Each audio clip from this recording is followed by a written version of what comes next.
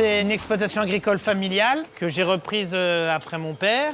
Lui s'est installé dans les années 68. 7, 8. Il a 74 ans. 73. 73, bon allez, oh, c'est pas grave. Il bricole encore un peu sur la ferme. Et donc moi j'ai repris l'exploitation en 98.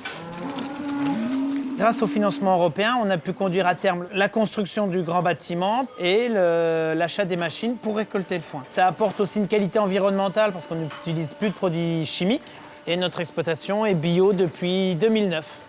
Et de toute façon, on fait l'Europe tous les jours. On achète nos vaches en Allemagne, on a des terres en Belgique et on a notre ferme en France. Donc voilà, c'est l'Europe tous les jours ici.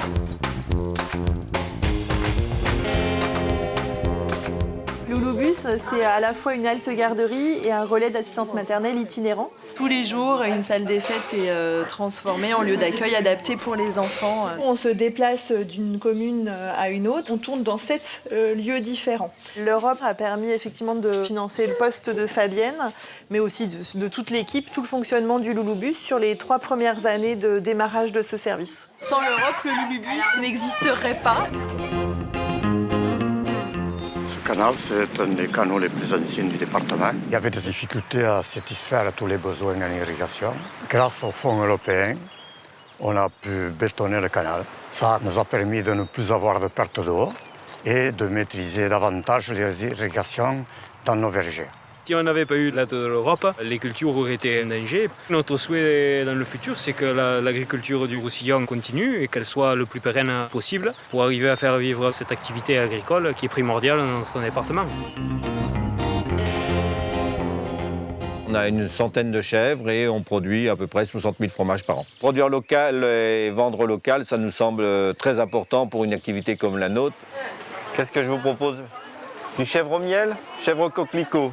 C'est une spécialité de la maison. Je préfère le crottin nature. Grâce aux aides européennes, on a pu avoir un camion. Ça nous permet d'apporter une certaine sécurité aux clients quand ils veulent acheter nos fromages. Ils savent qu'ils ont été conservés et présentés de façon professionnelle. Ce développement d'activité nous a amené à trouver une personne en plus pour nous aider. C'est un village pittoresque, seul village de Corse qui est classé, situé à 400 mètres d'altitude et sur un éperon rocheux en face de l'Italie, que nous pouvons voir par temps clair.